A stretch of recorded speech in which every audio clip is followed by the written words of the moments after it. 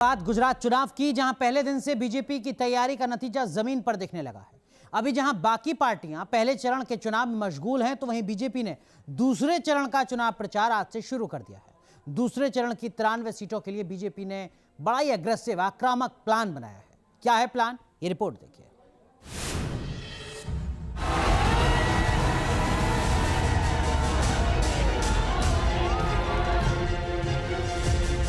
वो खाते हैं मेवा, हम करते हैं सेवा। क्या कांग्रेस रहती तो अयोध्या में भगवान राम का मंदिर बन गया होता क्या?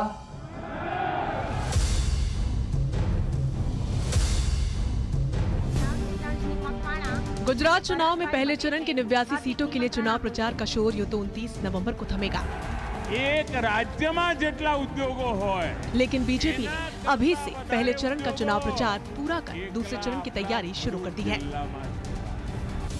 गुजरात विधानसभा चुनाव में दूसरे चरण की 93 सीटों के लिए बीजेपी ने मेगा इलेक्शन कैंपेन भी शुरू कर दिया है, जिसमें पीएम मोदी के साथ ही अमित शाह, जेपी नड्डा और यूपी के मुख्यमंत्री योगी आदित्यनाथ समेत 15 केंद्रीय नेताओं ने मोर्चा संभाल लिया है।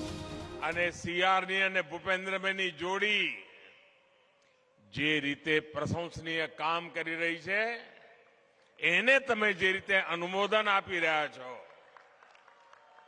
એનાથી મારો વિશ્વાસ છે કે આ વખતે ગુજરાત જૂના બધા રેકોર્ડ તોડવાનો છે। बीजेपी ने जितना धुआंधार प्रचार पहले चरण के चुनाव के लिए किया था, उससे भी ज्यादा आक्रामक तरीके से दूसरे चरण के लिए करेगी। दूसरे चरण की 93 विधानसभा सीटों पर बीजेपी के 93 नेता अगले 3 दिनों तक पार्टी उम्मीदवार के पक्ष में ताबड़तोड़ प्रचार करेंगे। आज पूरी दुनिया के अंदर सबसे लोकप्रिय राजनेता के रूप में, सबसे दूरदर्शी नेता के रूप में अगर कोई एक व्यक्तित्व वर्तमान में जाना जा रहा है, तो वह इसी गुजरात की धरती के सपूत हैं, भारत के यशस्वी प्रधानमंत्री श्री नरेंद्र मोदी जी। हर भारतवासी उन पर गौरव की अनुभूति करता है।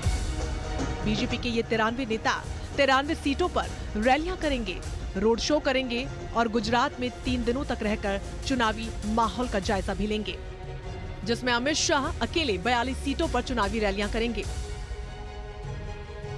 इन दिग्गज नेताओं में मोदी सरकार के मंत्री, बीजेपी शासित राज्यों के मुख्यमंत्रियों के साथ साथ उत्तर प्रदेश और उत्तराखंड समेत कई राज्यों के मंत्री और सांसद भी शामिल हैं।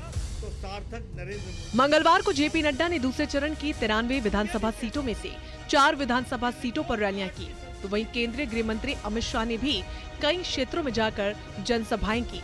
इनके साथ ही असम के मुख्यमंत्री हेमंत बिस्वा शर्मा और हिमाचल प्रदेश के मुख्यमंत्री जयराम ठाकुर भी 3 अलग अलग विधानसभाओं में पार्टी उम्मीदवार के पक्ष में प्रचार करते हुए नजर आए।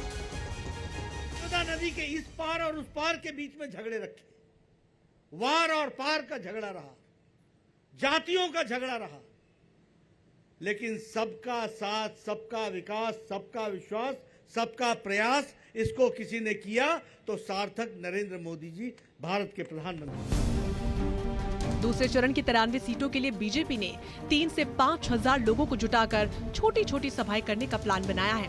इन छोटी छोटी जनसभाओं को पीएम मोदी को छोड़कर बीजेपी के सभी दिग्गज नेता संबोधित करेंगे, जिसमें केंद्रीय गृह मंत्री अमित शाह, बीजेपी के राष्ट्रीय अध्यक्ष जेपी नड्डा, यूपी के सीएम योगी आदित्यनाथ, असम के सीएम हेमंत बिस्वा शर्मा और महाराष्ट्र के डिप्टी सीएम देवेंद्र फडणवीस भी शामिल हैं।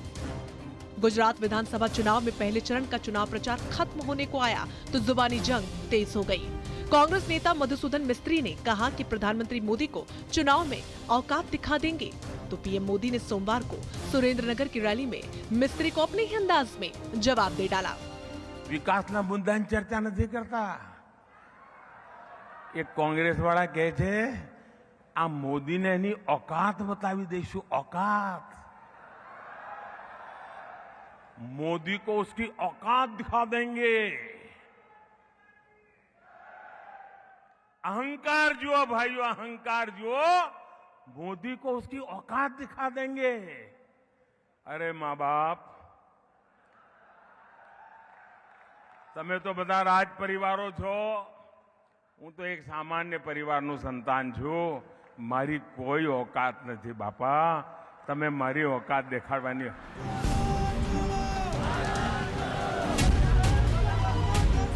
गुजरात के चुनाव प्रचार में इस बार कांग्रेस बहुत पीछे नजर आ रही है। राहुल गांधी ने 21 नवंबर को गुजरात चुनाव में एंट्री मारी, जबकि पीएम मोदी अब तक कई बार गुजरात का दौरा कर चुके हैं और पूरे चुनाव में कुल 25 रैलियों को संबोधित करेंगे। Team news nation.